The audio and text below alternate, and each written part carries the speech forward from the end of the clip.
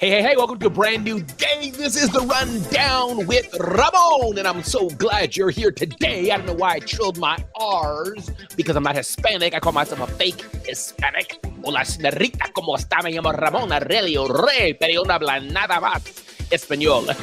Good day, everybody. Good day. Have an amazing day, because it's a brand new episode of the Rundown with Ramon and a special edition of the Rundown with Ramon. Why is it a special edition? Well, that's because you're here today, and every time you decide to show up, you make it special. So what are we going to cover today on the Rundown with Ramon? Mindy, what are we going to cover today on the Rundown with Ramon? Grace, what are we going to cover today on the Rundown with Ramon? Deanna, what are we going to cover today?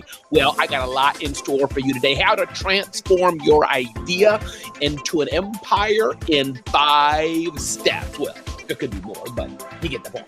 The $1 million blind spot, why your business might be worth less than you think. Seth Godin advice, where he talks about compared to perfect. We're going to touch on that. How the hustle got 43,000 more clicks. That's kind of an academic thing we're going to get into.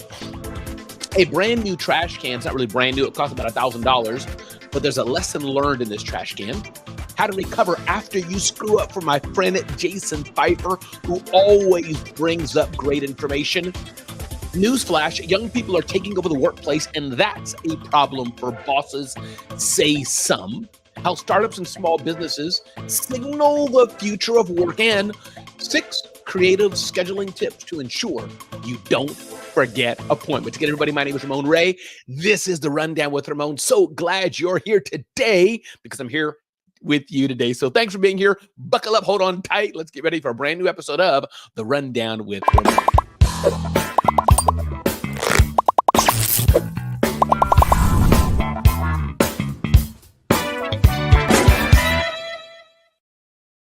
And that was a special little splash sizzle video I put in there, had my people do. Hope y'all like it. Want to know what you think. But let's get into the brand new episode. Hey, Vinny, brand new episode of the Rundown with Ramon. Muhammad Talks, glad you're here today. And let's move in. Ding, ding, ding, ding, ding, ding, ding. Tip number 1 is coming up. Tip number 1's coming up. Let's get this here loaded up here. Realize here, you know what? I didn't load up today's episode. We're going to do that, though. Do that live right now. Why stop the show? There's no need to start the show, because we can do it right now. All right. But anyway, sometimes that happens, right? You begin to start something, and then you got to stop and do it properly. Do it the right way. We're live, I know, but that's okay. I can innovate on the run and bring you the right information. Here we go. Now, for the Rundown with Ramon, even all the way from Sydney, Australia. Here we go. Ding, ding, ding, ding, ding, ding, ding. How to transform your idea into an empire in 5 steps. Now, you know, and I know that, of course, it doesn't take just 5 steps to have an empire in your business, but the principles can always be followed. So let's look what Entrepreneur says about this. Number 1, and the writer here, give credit to the writer, Stacey Ross Cohen, pick a lane. That doesn't mean you can't scale and do multiple things like Amazon is doing, or others. But as small business owners, we pick a lane, pick a focus area that we can do it, and go from there. Number 2, identify an unmet need. Does this mean now that we can't do something that somebody else is doing? No. But here's what it means to identify an unmet need. Uber does this quite well, or had done this. There were taxis. They didn't think, hey, there's already transportation, we don't need to provide it. But they said there's taxis, but the unmet need is the reliability, the payment process. I've argued so many times in taxes and more. And Uber felt that was an unmet need. How do we get car service right where we need it?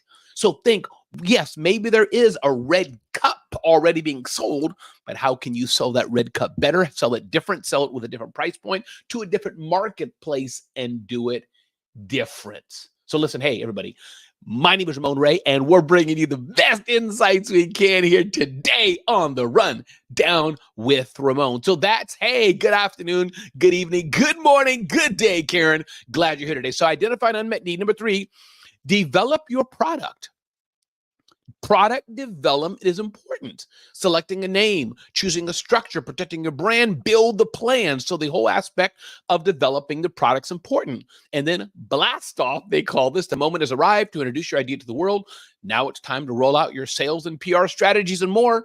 And then number 5, focusing on profitability, having cash flow. I'm going to recap these things. What is it like to take your idea and transform it, I'll say, to a business? 1, Stacy Cohen says, pick a lane. Where are you going to serve? How are you going to serve? Number 2, identify an unmet need. What's something in the marketplace?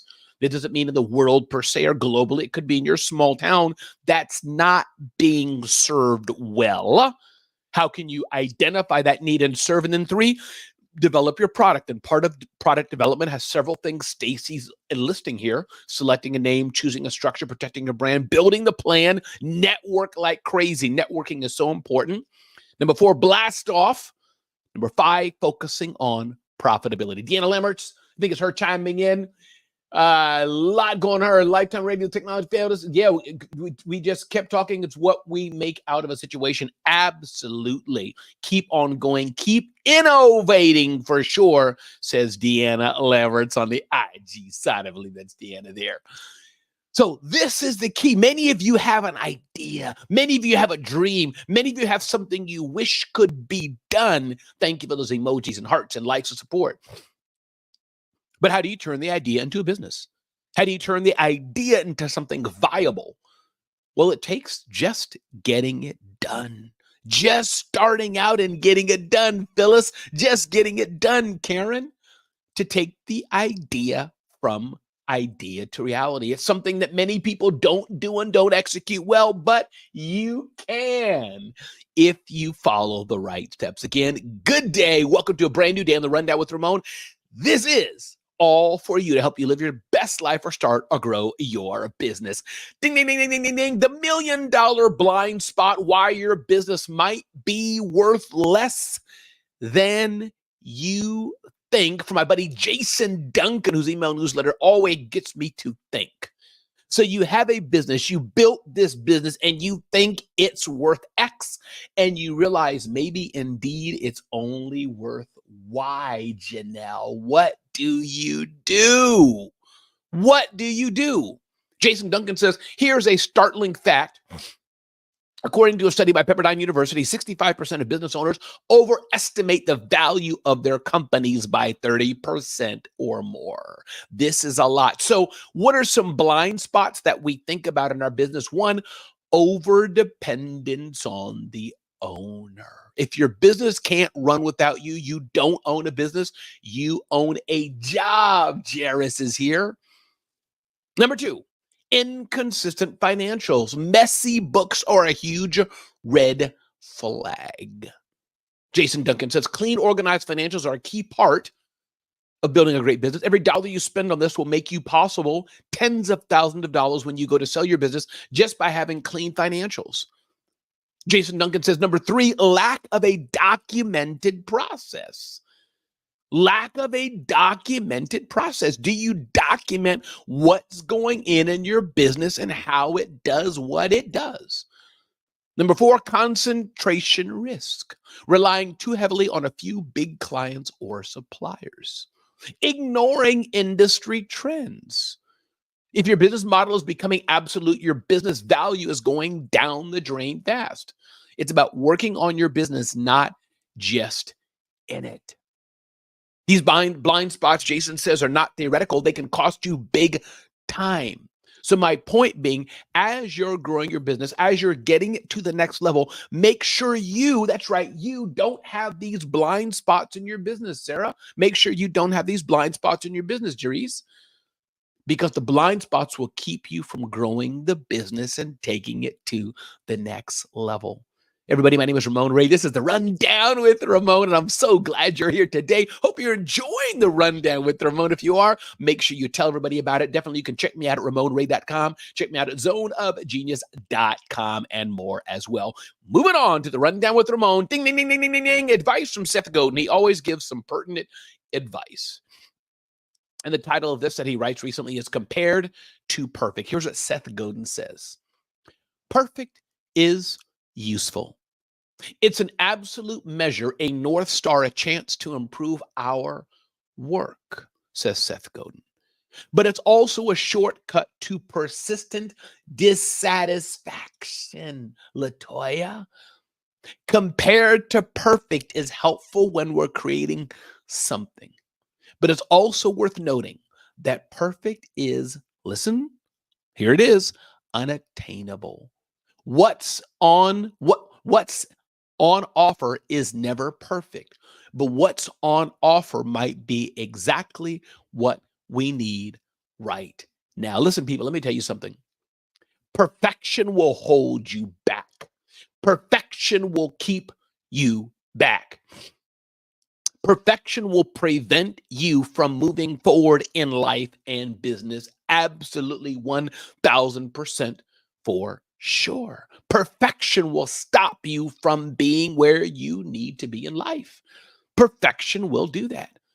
Perfection is not coming. We're never perfect about everything. There's always some little small thing that will go wrong.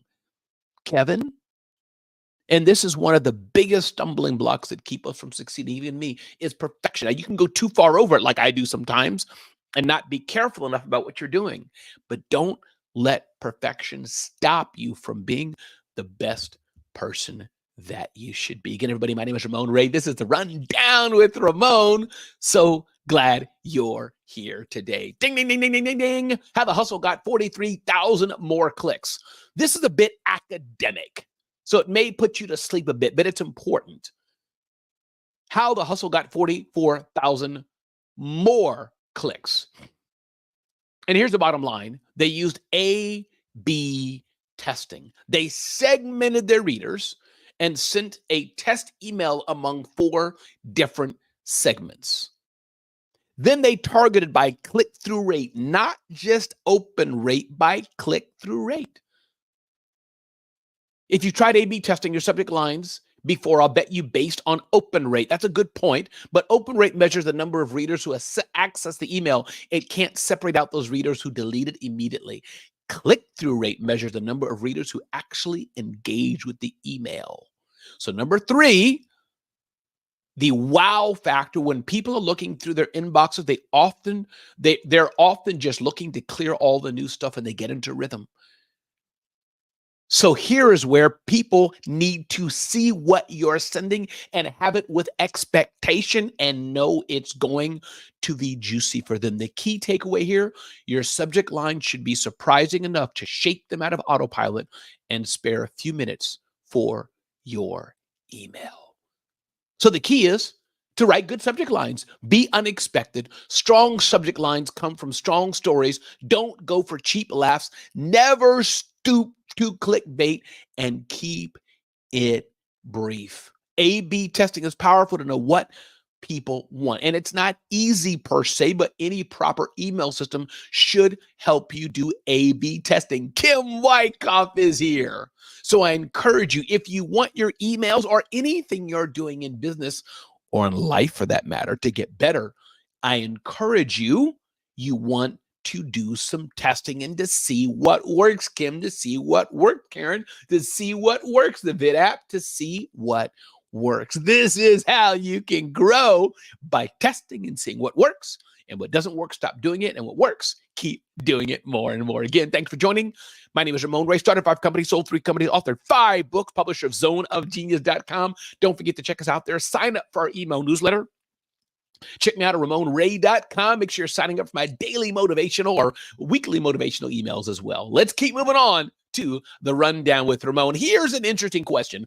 I'm curious, would you buy a $1,000 trash can? I'll wait. Would you buy a $1,000 trash can, Kim? Would you buy a $1,000 trash can, Karen? Would you buy a $1,000 trash can, Phyllis? Would you? I'm curious. Deanna, would you?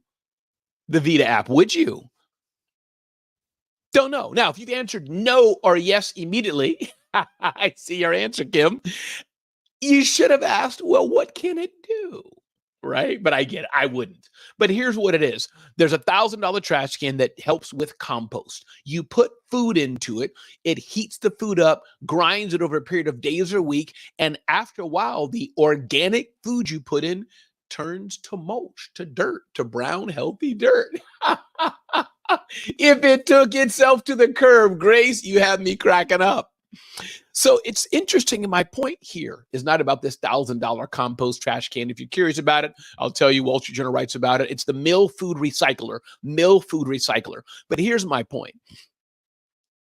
There's something you can sell to somebody at any price. The key is to find the right customer who has that need that you're selling and will buy it. That's the key. So there's a market for $1,000 trash cans. It's not a need that I have. I can put my own trash outside and just wrap it up and we recycle. But this is the lesson here. What about your business, Portrait? What about your business, my brother Cyril? What about your business, Tenzin? What about your business, Coz D? Don't just say, no, I'm not going to sell it for that, because price is contextual. There's always somebody buying something. I bet you never thought you'd buy an $80,000 car, $60,000 car, $40,000 car. I bet you thought you wouldn't. Come on, Evelyn, let's go. But you did.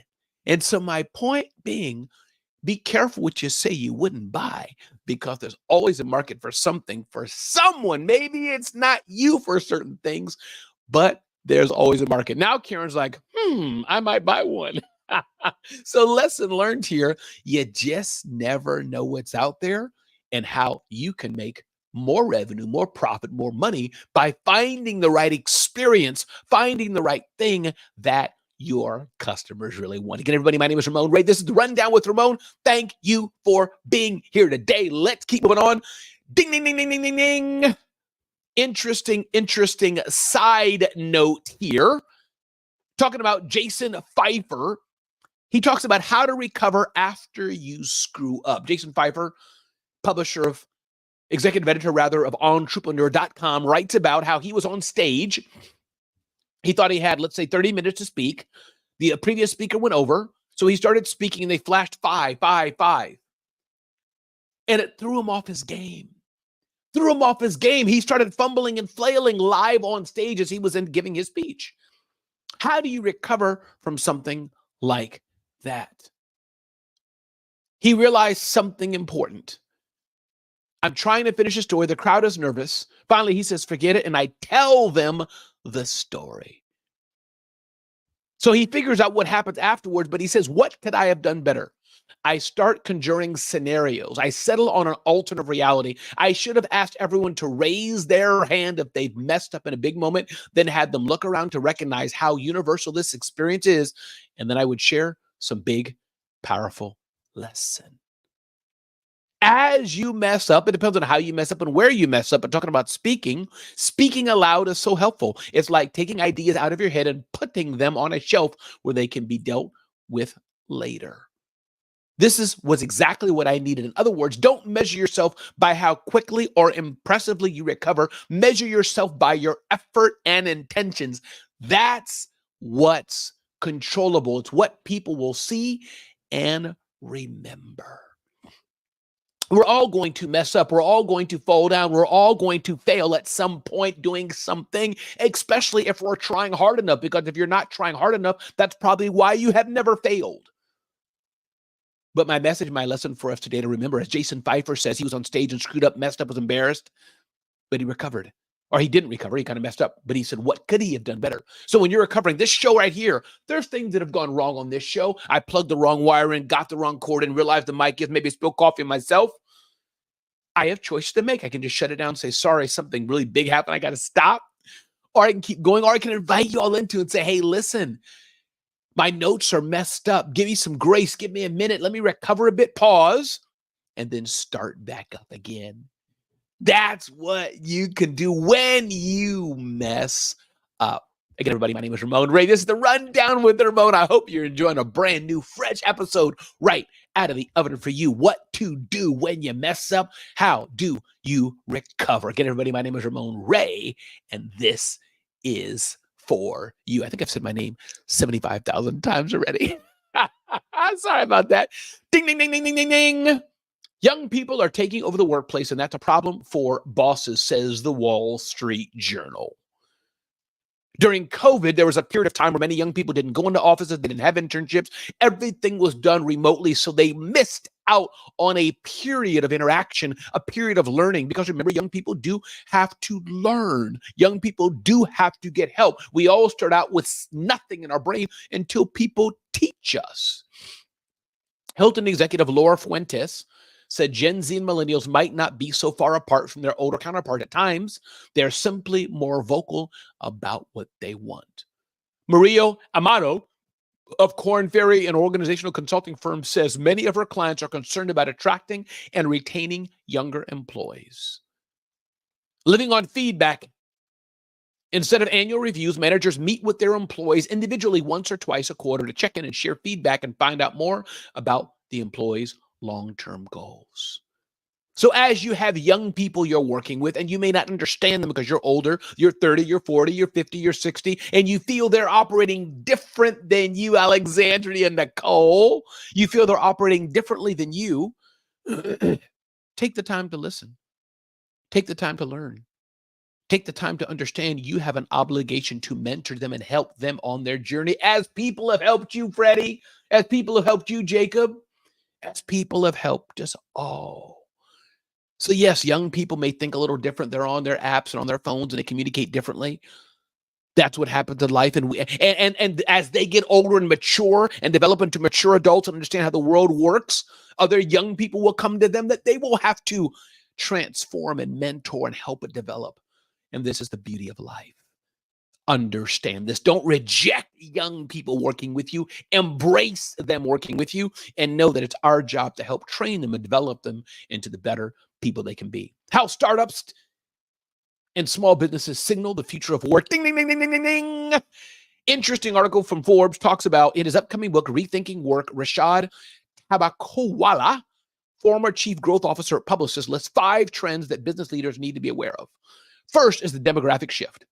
Second is technology like generative AI. Third is freelance work. Fourth is marketplaces. And fifth is individuals questioning why they work. This article here in Forbes touches on the aspect of freelance work. As we are growing our businesses, or as you're looking for additional income, the aspect of freelance work is important, Michelle. It's important, Alexandria. You can go on a site like Upwork, on Fiverr, many other sites, even Indeed, many others, and find somebody who just wants fractional work. And most likely they're not even in your city. They may not even be in your state, and they may not even be in your country. But this aspect of freelance work is powerful and is available for all of us to grab hold of and leverage as we want to do it. I've built 5 businesses with freelancers. My current COO, she's a freelancer. And you can leverage the power of freelancers to hire fractional teams in your businesses. Love that. Alexandria says multi-generational input is an incredible asset in business. Absolutely it is. Moving on to the next point here. Last point of the rundown with Ramon. 6 creative scheduling tips to ensure you don't forget appointments. Thank you so much, Creative Expression and Gifts. 6 creative scheduling tips to ensure you don't forget appointments. It's easy to forget appointments sometimes, but here are some ways to help you not forget it. 1, use reminder features for appointments.